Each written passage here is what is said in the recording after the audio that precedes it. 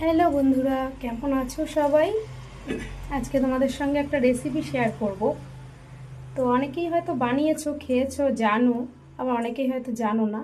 যারা যারা খেয়েছো, বানিয়েছো, আমাকে একটু জানিও কেমন লাগে আর কারা কারা বানিয়ে খেয়েছো। তো দেখো রেসিপিটা কি হবে জানো তো? এই আগে দেখো এটা কি বলো তো, চিনতে পারছো কি না? কিসের খোসা বুঝতে পারছো? এটা হচ্ছে ঝিঙের খোসা, বুঝলে? এই ঝিঙের খোসাটাকে ভালো করে ধুয়ে এখন সিদ্ধ করব, একটু বয়েল করে হালকা ভাপিয়ে নেব একটু, তারপরে তোমাদের দেখাচ্ছি রেসিপিটা, ঠিক আছে? তো দেখো খোসাটা ভাপানো হয়ে গেছে আমার, সুন্দর করে বয়েল করে নিয়েছি। আর এতে কি কি দেবো জানো তো? মশলা বলতে কিছুই না সেরকম। এই যে 2 কোয়া রসুন নিয়েছি, আর এই যে একটা কাঁচা লঙ্কা, আর এইখানে দেখো শুকনো খোলায় একটু কালো জিরে ভেজে নিচ্ছি, এটাকে গুঁড়ো করে নেব।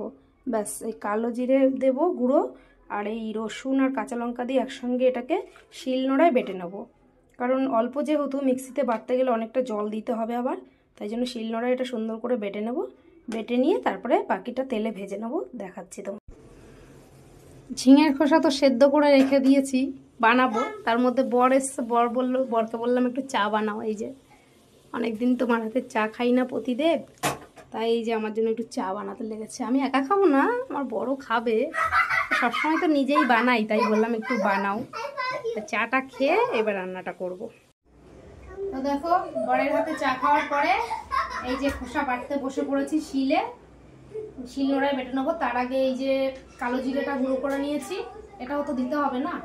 তো শিলনোড়ায় এখনো কারা কারা মশলা বাটো বলো তো? আমি তো বেশিরভাগ মশলাই শিলনোড়ায় বেটে খাই। ঠিক আছে, চলো বাটাটা হয়ে যাক, রান্নাটা দেখাবো। সিম্পল রান্না। বাটা হয়ে গেছে, দেখো বাটার পরে কড়াইতে তেল গরম করে ঝিঙে খোসা বাটাটা দিয়ে দিলাম। এবারে ভাজা ভাজা করবো একটু, জলটা একটু শুকানো পর্যন্ত।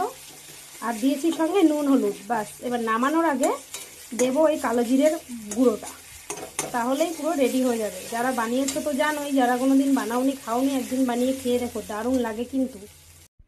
তো দেখো রাতে তো রান্না করছিলাম, রান্নাটা কাল রাতে করছিলাম ওই ঝিঙের খোসাটা।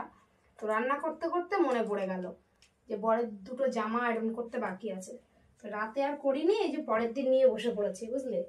কি করব, 10খানা মা দুর্গার মতো হাত না হলে কি হবে, 10টা ব্রেন দিয়ে কাজ করতে হবে, বুঝেছো? ব্রেন 10 দিকে খাটাতে হবে।